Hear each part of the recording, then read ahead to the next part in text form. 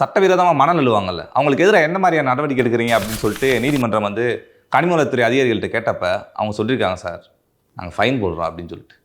நாங்கள் தானே கடத்துறது, நாங்களே எப்படி வழக்கு எங்கள் மேலே போட்டுக்கிறது? நீங்கள் பாட்டுக்கு உங்கள் இஷ்டத்துக்கு சொல்லிட்டு போய்ட்றீங்க. என்ன நடவடிக்கை எடுத்துறீங்க, ஏன் வழக்கு போடலன்னு? வழக்கு போட்டோன்னா அங்கிட்டு டாமி வந்துடுது.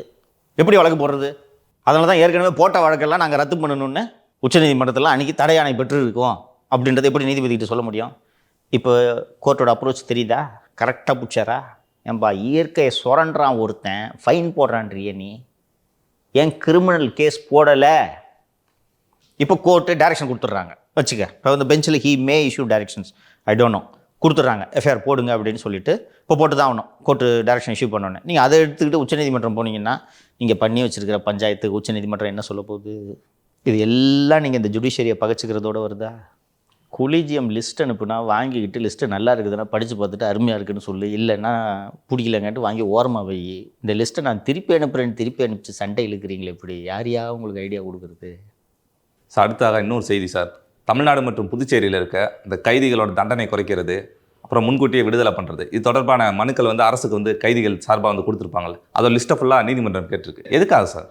அது வந்து ஜஸ்டிஸ் வேல்முருகன் அவர்கள் தலைமையிலான ஆட்கொணர்வு மனு வழக்குகளை விசாரிக்கக்கூடிய ஒரு அமர்வு.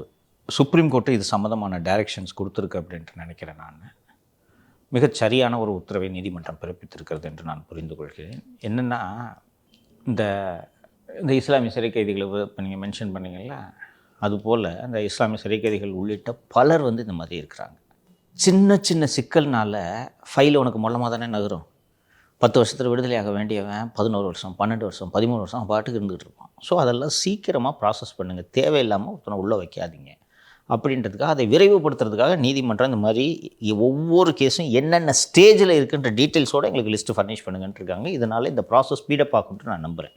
நம்மளோட கிரிமினல் ஜூரிஸ்ப்ரூடன்ஸே ரிஃபர்மேஷன், ரிட்ரிபியூஷன் கிடையாது, சீர்திருத்தத்துறை. இந்த துறை பேரே இப்போ தான் இவங்க தான் மாற்றுறாங்கன்னு நினைக்கிறேன். சிறைகள் மற்றும் சீர்திருத்தத்துறை. பழி வாங்கிறது கிடையாது. கண்ணுக்கு கண் என்பது நமது நீதி பரிபாலனத்தின் அடிப்படை கிடையாது. அப்போ சீர்திருத்து அவன் திருந்திட்டானா அவனை ஒரு குறிப்பிட்ட காலத்துக்கு பிறகு விடுறது தானே சரி. பண்புற நீ பாட்டு கடன்ட்டு விட்டுட்டா அது நல்ல சொசைட்டிக்கு அழகில்லை. அதனால் கோர்ட்டு இதை கையில் எடுத்துருக்கிறது நல்ல விஷயம். சார், காங்கிரஸ் வந்து தொடர்ந்து வேட்பு மனுவெல்லாம் வாங்கியிருக்காங்க. அது திமுகவை மிரட்டுறதுக்காக தான் வந்து முன்கூட்டியே வந்து வேட்பு மனுக்களை காங்கிரஸ் வாங்குறாங்க அப்படின்னு சொல்லிட்டு இன்றைக்கி தினமலரில் செய்தி வந்துருக்கு. நாங்கள் எங்கடா மிரட்டணும்? மிரட்டுற நிலைமையிலையா நாங்கள் இருக்கோம்? இவ்வளவு நாள் ஊடகங்களை கைக்குள் வைத்து கொண்டு என்டிஏ கூட்டணிக்கு எதிரான செய்திகளாக தொடர்ந்து வந்து கொண்டிருந்ததா? நேற்று அன்றைக்கி ஒரு பேட்டர்ன் சொன்னேன் நான். தினமலர் பேஜ் 1 வந்துருந்துச்சுல்ல, ஏதோ ஒரு நியூஸு பேசணும்ல. அடுத்தது இப்போது தினமலர் திரும்பிடுச்சு, சரியா? எல்லா ஊடகங்களும் திரும்பும்.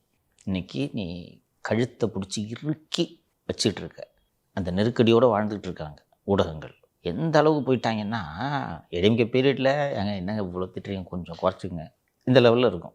அப்பப்போ அரசு கேபிளையும் பிடிங்கி விட்டாங்கன்னு வச்சுக்க. இப்போ எந்த அளவுக்கு போயிடுச்சுன்னா, டிக்கரில் வரதெல்லாம் கேட்குறாங்கப்பா. இதை டிக்கரில் போடு, அந்த டிக்கரை எடு, இவனை டிபேட்டு கூப்பிடாத, இந்த டாப்பிக்கில் டிபேட் வை. ஆனால் அப்போவும் தானே சார் செல்வி ஜெயலலிதா இப்போ பாரு அவங்க மேலே ஒரு டெஃபமேஷன் சூட்டை போட்டு அதோட விட்டுருவாங்கம்மா. உன்னை வாழவே விடாமலாம் பண்ணதில்லைம்மா அவங்க. அதுக்கப்புறம் விட்டுருவாங்க. அப்போ பேசிட்டு போ. அவங்களுக்கு என்னென்னா, டேய் நீங்கள் என்னடா எழுதி என்ன அன்பாப்புலர் ஆகுறது, நான் போய் ஜனங்கிட்ட ஜெயிச்சு காட்டுறேன் பாடுற எழுது. அவங்க மேலே கான்ஃபிடென்ஸு.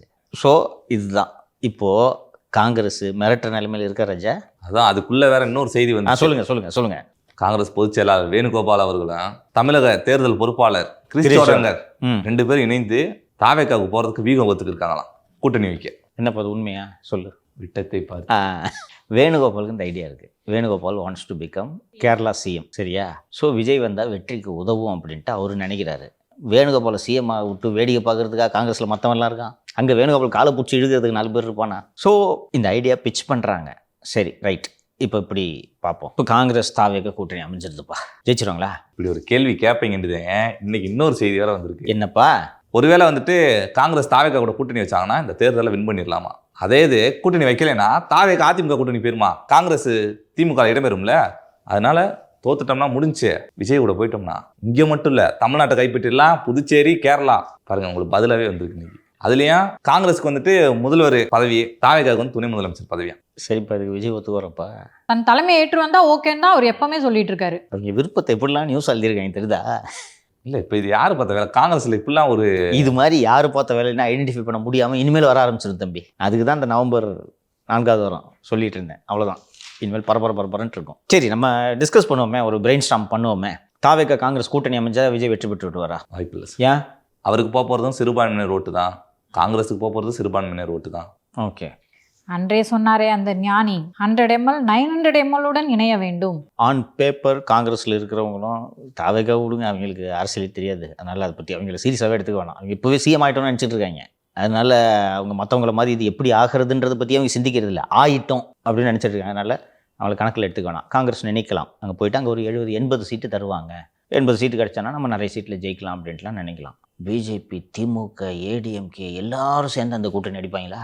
அந்த வேட்பாளர்கள் என்ன கதிக்கு ஆளாவார்கள்? எல்லா கட்சியும் சேர்ந்துட்டு அடிக்கும், வெற்றி பெறவே உதவாது. அப்படி ஒருவேளை இந்த கூட்டணி அமைந்தால் எடப்பாடி பழனிசாமி சொன்ன 210 நிச்சயம். காங்கிரஸ் இருக்கிறதுனால தான் திமுக கிட்ட என் பிளாக்காக சிறுபான்மை விட்டுருக்கு. காங்கிரஸ் அங்கே போச்சுன்னா செங்குத்தாக பிளவுபடும் சிறுபான்மை வாக்குகள்.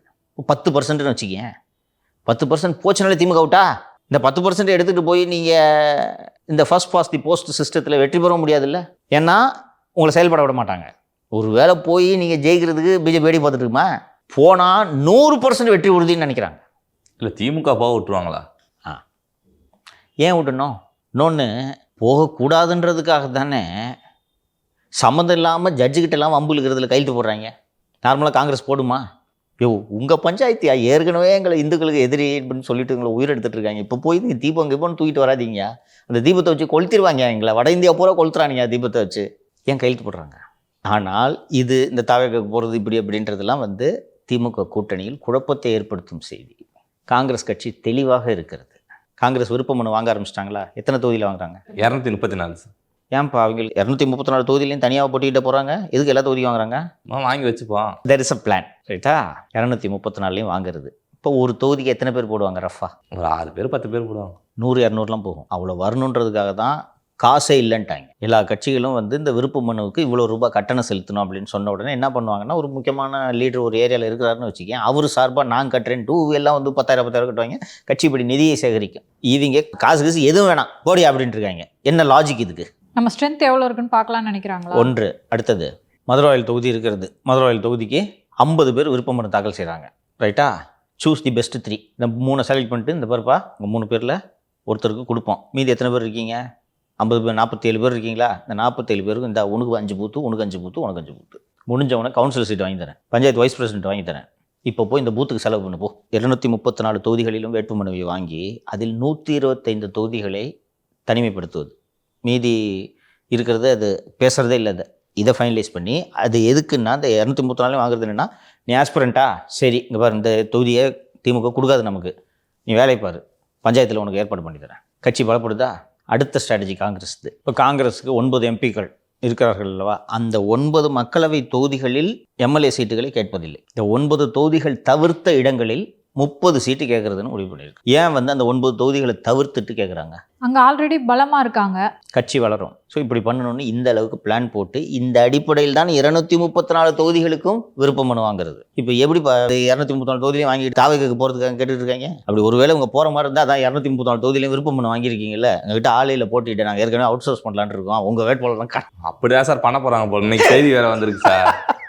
எல்லா கட்சியிலையும் எப்படி ஒரு 3 பேர் விருப்ப மனு தாக்கல் பண்ணுவாங்க, அதில் யாராவது ஒருத்தர் தான் செலக்ட் பண்ணுவாங்க, மிச்சம் 2 பேர் அதிருப்தியில் இருப்பாங்களே, அந்த 2 பேர் தூக்கி தாவேக்கல சேர்த்துக்கிறது. இது ஆக்சுவலி நல்ல ஸ்ட்ராட்டஜி. இது நல்ல ஸ்ட்ராட்டஜி. இப்போது இதுக்கு தான் காங்கிரஸ் உனக்கு கிடைக்கலன்னா கவுன்சில் சீட் வாங்கி தரேன்னு சொல்லியிருக்காங்கல்ல, அவன் உங்ககிட்ட வரான். இன்னொன்று, அது திமுக கூட்டணி கட்சி ஜெயிச்சா கவுன்சில் சீட்டுக்கான வாய்ப்பு இருக்குது. உங்ககிட்ட என்ன இருக்குது?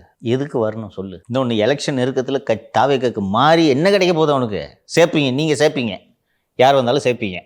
முதியோர் இல்லமாக மாற்றிட்டு இருக்கீங்க, ஜஸ்ட் ஒரு முதியோர் மிஸ் ஆகிட்டாரு, நீங்கள் சேர்ப்பீங்க. அவன் ஏன் வரணும்? சின்னம் வேற அஞ்சத்தக்க கூடிய ஒரு சின்னம் கிடைக்கும். ஆமாம், திருஷ்டி பொம்மை. அதை மக்கள்கிட்ட போய் கொண்டு சேர்க்கணும்ல வரவரு.